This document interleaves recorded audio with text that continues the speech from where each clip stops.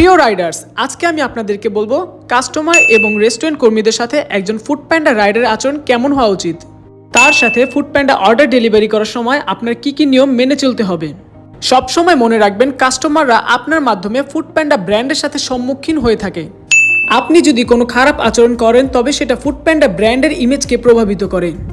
তাই আপনার কাস্টমার এবং রেস্টুরেন্ট কর্মীদের সাথে ভালো ব্যবহার করাটা খুবই গুরুত্বপূর্ণ। রেস্টুরেন্ট স্টাফ এবং কাস্টমারের সাথে সবসময় সুন্দর আচরণ করবেন। রেস্টুরেন্ট স্টাফ এবং কাস্টমারের সাথে কখনো অভদ্রভাবে কথা বলবেন না।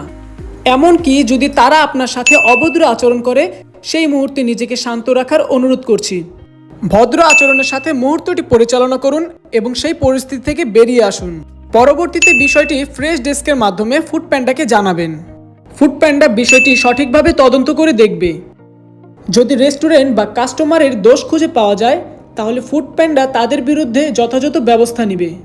সব সময় সঠিকভাবে ট্রাফিক নিয়ম মেনে চলবেন।